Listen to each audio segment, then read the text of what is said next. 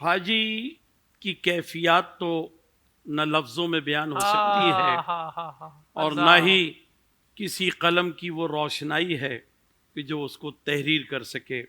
لیکن بہرحال یہ بات ضرور ہے کہ ایسی عبادت پوری دنیا میں اور کسی بھی دین و ملت کے ماننے والوں میں نظر نہیں آتی جو کیفیت حاجی کے پاس ہے.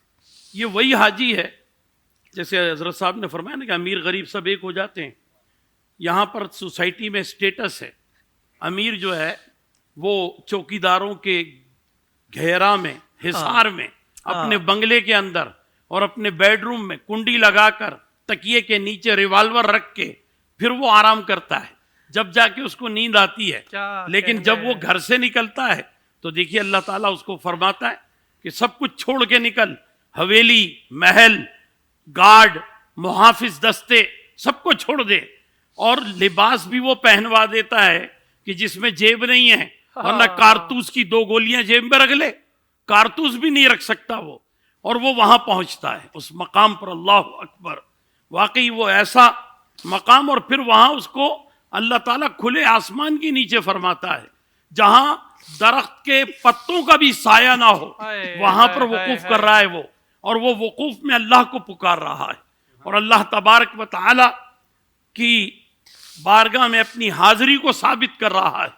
بڑی اس کی کیفیت ہوتی ہے. اور پھر اسی کیفیت میں اس کے سامنے یعنی پورے 1400 برس میں جتنے بھی حج ہوئے ہیں بزرگان ملت ان سب کا خیال، اس کے اپنے آبا و اجداد کا خیال، پھر جو علماء اگر ساتھ میں ہوں، نیکوکار ساتھ میں ہوں، زہد و تقوی والے صاحبان ساتھ میں ہوں، ان کی آمین. اور پھر اسے معلوم ہے کہ فرشتوں کی تعداد اللہ اکبر کہ جن کا شمار ممکن نہیں ہے.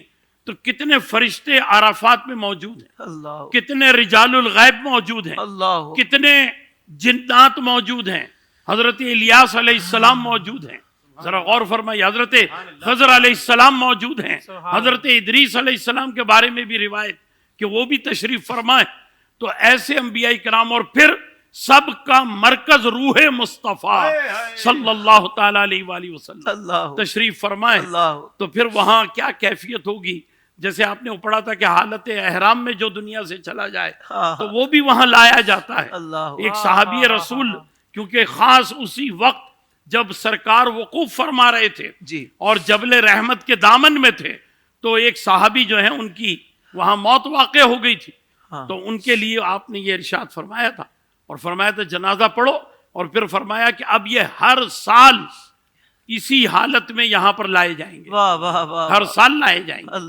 تو اتنے لوگوں کے درمیان میں اللہ کو پکارنا اخلاص کے ساتھ، محبت کے ساتھ، دل کی گہرائیوں کے ساتھ، تو اس کی بڑی عجیب کیفیت. اور اسے یہ معلوم ہے کہ میں جو یہ الفاظ ادا کر رہا ہوں اس وقت دنیا میں کوئی بھی جملہ کسی بھی قسم کا کسی نے کسی کی خدمت کی تو کوئی اس کو تھینک یو بول دے، شکریہ بول دے، کین آئی ہیلپ یو بول دے، کین یو ہیلپ می کہہ دے.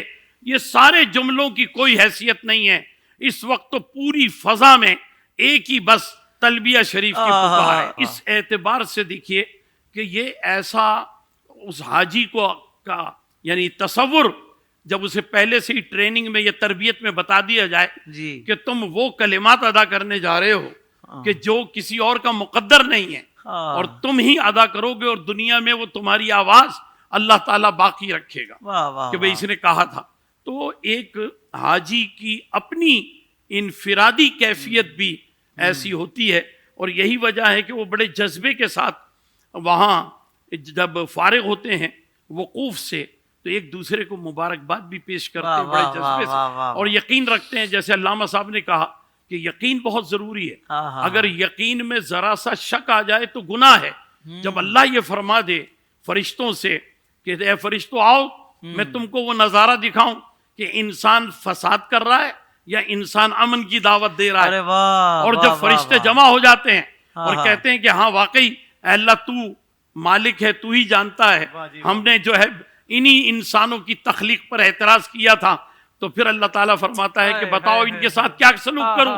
فرشتے کہتے ہیں یہ جو مانگ رہے ہیں ان کو دے دے. اب اللہ فرماتا ہے کہ اگر یہ بارش کے قطرات سے زیادہ اور ریت کے ذرات سے زیادہ، سمندر کے جھاگ سے زیادہ اگر یہ گناہ لے کر کے آئے ہیں تو اے فرشتوں گواہ ہو جاؤ میں نے ان کو معاف کر دیا، جو حقوق اللہ معاف ہو گئے، میں نے ان کو معاف کر دیا۔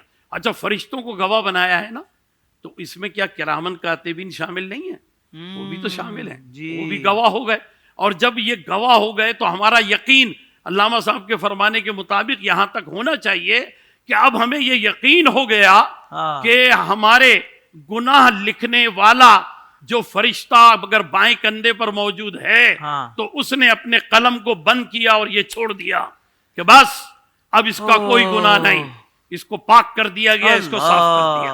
اور نیکی لکھنے والے نے لکھ دیا یہ نیک ہے، دیٹس آل، اپنے دستخط کر دیے، ہماری زندگی کی کتاب مکمل ہو گئی، سروس بک مکمل ہو گئی اور پاک و صاف ہو گئی، کوئی داغ کوئی دھبا نہیں ہے۔